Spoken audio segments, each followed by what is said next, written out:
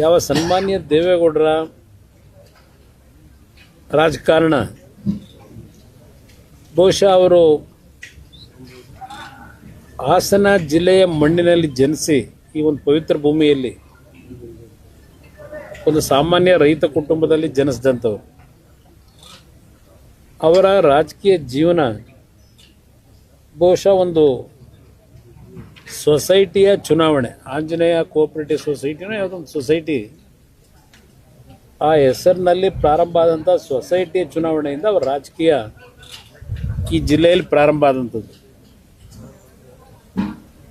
ಅವರ ಸುದೀರ್ಘವಾದಂಥ ರಾಜಕಾರಣದಲ್ಲಿ 62 ವರ್ಷಗಳನ್ನು ಸವದಿದ್ದಾರೆ.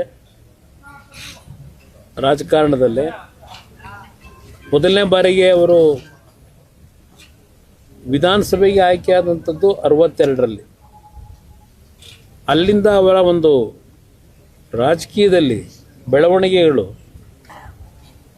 ಈ ಜಿಲ್ಲೆಯ ಜನತೆಯ ಆಶೀರ್ವಾದದಿಂದ.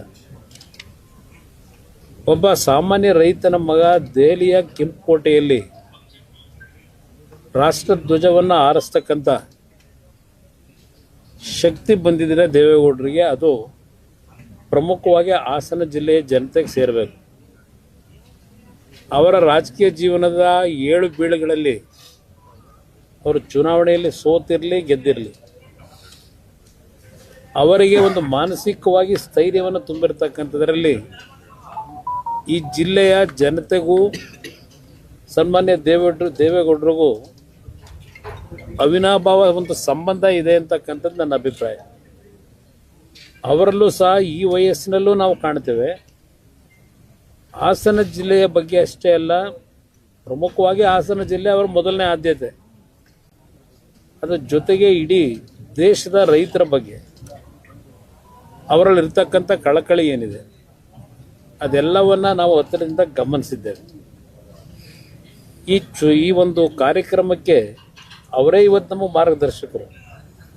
ಈ ಕಾರ್ಯಕ್ರಮ ನಾವು ಮಾಡ್ತಾ ಇರ್ತಕ್ಕಂಥದ್ದಕ್ಕೂ ಈಗ ಸುಪ್ರೀಂ ಕೋರ್ಟ್ನ ಒಂದು ಆದೇಶದ ಮೇರೆಗೆ ಬಹುಶಃ ಕಳೆದ 5 ವರ್ಷಗಳಿಂದ ರಾಜ್ಯದಲ್ಲಿ ಸ್ಥಳೀಯ ಸಂಸ್ಥೆ ಚುನಾವಣೆಗಳು ಏನು ನೆನೆಗುದಿಗೆ ಬಿದ್ದಿತ್ತು, ಆ ಚುನಾವಣೆಗಳು ನಡೀಬೇಕು ಅಂತಕ್ಕಂಥ ಒಂದು ಸೂಚನೆ ಸುಪ್ರೀಂ ಕೋರ್ಟ್ನಿಂದ ಇತ್ತೀಚೆಗೆ ಒಂದು ತೀರ್ಪೇನು ಬಂದಿದೆ. ಈ ತೀರ್ಪಿನ ಹಿನ್ನೆಲೆಯಲ್ಲಿ ಈಗಾಗಲೇ ಸರ್ಕಾರ ಬೆಂಗಳೂರಿನ GBA ಚುನಾವಣೆ ಇರ್ಬೋದು, ಗ್ರಾಮ ಪಂಚಾಯಿತಿಯ ಚುನಾವಣೆಯ ವ್ಯಾಪ್ತಿಯು ಏನು ಮುಗಿದಿದೆ, ಗ್ರಾಮ ಪಂಚಾಯಿತಿಯ ಚುನಾವಣೆಗಳು ಸಹ ಆಗಬೇಕಾಗಿದೆ. ಈಗ ಅದರ ಜೊತೆಗೆ ಜಿಲ್ಲಾ ಪಂಚಾಯಿತಿ, ತಾಲೂಕ್ ಪಂಚಾಯಿತಿ ಈ ಚುನಾವಣೆಗಳು ನಡೀಬೇಕಾಗಿದೆ. ಬಹುಶಃ ಹಾಸನ ಜಿಲ್ಲೆಯ ಈ ಒಂದು ಕಾರ್ಯಕ್ರಮದ ಮುಖಾಂತರ ಮುಂದಿನ ಒಂದು ಸ್ಥಳೀಯ ಸಂಸ್ಥೆ ಚುನಾವಣೆಗಳಿಗೆ ಪಕ್ಷದ ಕಾರ್ಯಕರ್ತರಿಗೆ, ನಾಡಿನ ಜನತೆಗೆ, ಸನ್ಮಾನ್ಯ ದೇವೇಗೌಡರಿಗೆ ರಾಜಕೀಯ ಶಕ್ತಿಯನ್ನು ತುಂಬಿ ದೆಹಲಿಯ ಮಟ್ಟದವರೆಗೆ ತೆಗೆದುಕೊಂಡು ಹೋದಂಥ ಈ ಜಿಲ್ಲೆಯ ಮತದಾರ ಬಂಧುಗಳು, ಈ ಜಿಲ್ಲೆಯ ಒಂದು ಮಣ್ಣಿನ ಶಕ್ತಿ ಮುಂದಿನ ಚುನಾವಣೆಗಳಲ್ಲಿ, ಸ್ಥಳೀಯ ಸಂಸ್ಥೆ ಚುನಾವಣೆಗಳಲ್ಲಿ ಈ ಜಿಲ್ಲೆಯ ಕಾರ್ಯಕ್ರಮದ ಮುಖಾಂತರವೇ ಒಂದು ಸಂದೇಶ ರಾಜ್ಯದ ಜನತೆಗೆ ತಲುಪಿಸಬೇಕು ಅಂತಕ್ಕಂಥ ಉದ್ದೇಶ ಇವತ್ತು ಪಕ್ಷದ ನಾಯಕರುಗಳು ಇಟ್ಕೊಂಡಿದ್ದಾರೆ.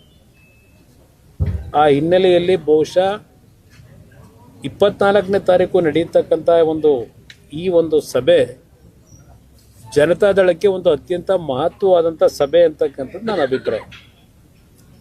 ಆ ಹಿನ್ನೆಲೆಯಲ್ಲಿ ಈಗಾಗಲೇ ನಮ್ಮ ಕಾರ್ಯಕರ್ತರು ಜಿಲ್ಲೆಯಲ್ಲಿ ಒಂದು ಹಬ್ಬದ ರೀತಿಯಲ್ಲಿ ಈ ಕಾರ್ಯಕ್ರಮವನ್ನು ಮಾಡಬೇಕು ಅಂತ ಹೇಳಿ ಸ್ವಯಂ ಪ್ರೇರಿತರಾಗಿ ಕಾರ್ಯಕರ್ತರಲ್ಲಿ ಹುಮ್ಮಸ್ಸನ್ನು ನಾವೇನು ಕಾಣ್ತಾ ಇದ್ದೇವೆ.